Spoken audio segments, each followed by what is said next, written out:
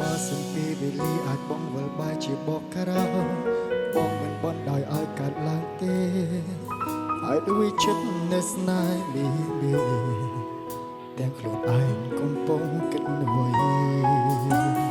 ហើយបីបងប្រើពីសំដីមកដាក់អូនបែបនេះក្រែងអូនធ្វើគ្រប់យ៉ាងដើម្បីថ្លៃជាយាមយកចិត្តបងរាល់ថ្ងៃហើយផលព្រោះចង់ឲ្យមានថ្ងៃនេះបងសុំទោសដែលលែបបងអូនរៀងរាល់ថ្ងៃ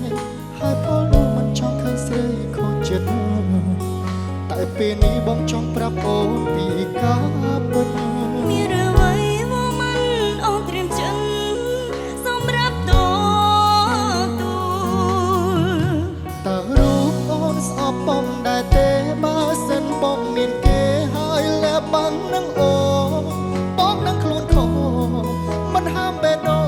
ងទង្វើអូនធ្វើឲ្យបងហាមចិត្តខ្លួនឯងមិនបានហើយអ្វីបងទៅតែនិយាយអូនជាអ្នកទី3ជ្រះស្រែស្នេហ៍ក៏យោនមិនចង់ឲ្យខអូននឹងតបរាអូនវេលាទាំងប៉ុន្មានធ្លាប់បដិលក្តីសោកអើយគ្នា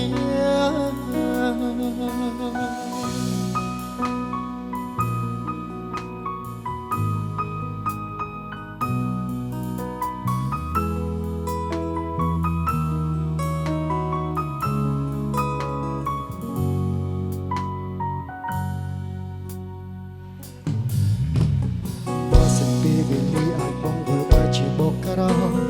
បងមិនបន់ដោយឲ្យកើតឡើងទេហើយដូចចិត្តនៅស្នេហ៍មានតែខ្លួនឯងកំពុងគិតនួយហើយអ្វីបងប្រើពីសំដីមកដាក់អូនបែបនេះក្រែងអូនធ្វើគ្រប់យ៉ាងដើម្បីថ្លៃជាយាមយកចិត្តមករាល់ថ្ងៃ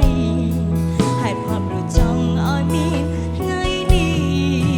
បងសុំទោសដែលលាក់បាក់អូនរៀងរាល់ថ្ងៃ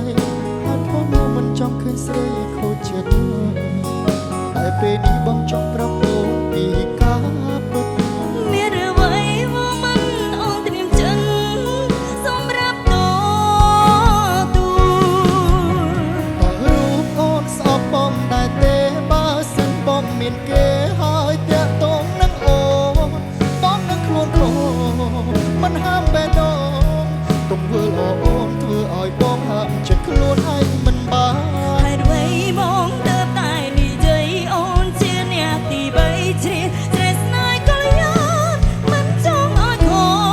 អូននឹងដបរាអរគុណវេលាទាំងប៉ុន្មានធ្លាប់បដិលក្តីសោកអើយគ្នា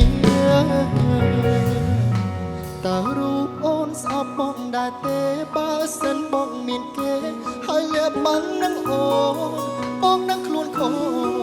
មិនហាមបេះដូងទង្វើអូនធ្វើឲ្យបងហាមចិត្តខ្លួនឯងមិនបាន